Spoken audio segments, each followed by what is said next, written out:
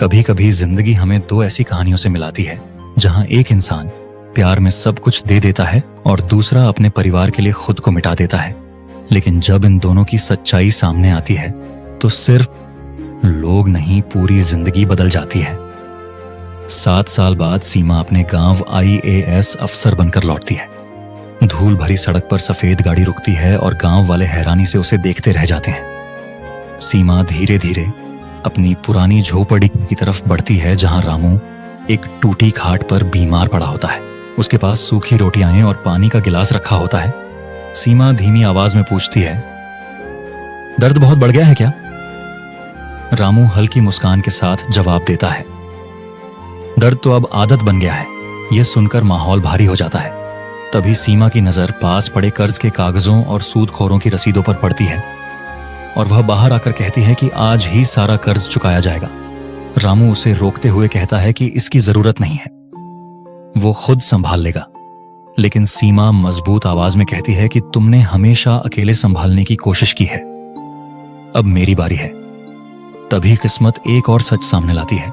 जब सीमा को पुराने कागजों में पता चलता है कि रामू ने अपनी जमीन बेचकर उसकी पढ़ाई करवाई थी और यह बात कभी उसे बताई नहीं। यह जानकर सीमा की आंखों में आंसू आ जाते हैं और वह कहती है कि तुमने मुझे बनाया और मैं समझती रही कि मैंने सब खुद किया।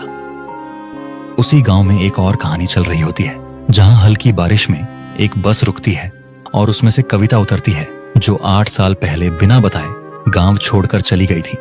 लोग उसे देखकर हैरान होते हैं। कविता अपने टूटे हुए घर पहुंचती है जहां उसका छोटा भाई मोनू उसे देखकर चौंक जाता है और पूछता है, दीदी तुम? कविता मुस्कुराकर कहती है कि इस बार भागने नहीं, सब ठीक करने आई हूं। लेकिन गांव वाले उसे घेर लेते हैं और ताने मारते हैं कि वो भाग गई थी। तब कविता मजबूत आवाज में सच बताती है कि वो भागी नहीं थी, बल्कि उसे जाना पड़ा था ताकि उसका भाई पढ़ सके।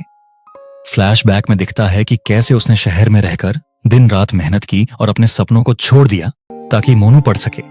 आज वही मोनू एक इंजीनियर बन चुका है और गांव में एक स्कूल खोल रहा है। वह अपनी बहन से कहता है, दीदी अब मेरी बारी है।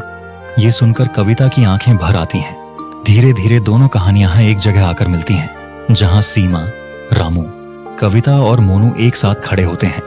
गांव में नया स्कूल खुलता है, कर्ज खत्म हो जाते हैं और लोगों की सोच बदलने लगती है। बच्चे स्कूल जाते हुए दिखाई देते हैं और पूरे गांव में खुशियों का माहौल बन जाता है, क्योंकि सच्चाई चाहे जितनी देर से आए लेकिन जब आती है तो सब कुछ बदल देती है। और त्याग कभी बेकार नहीं जाता।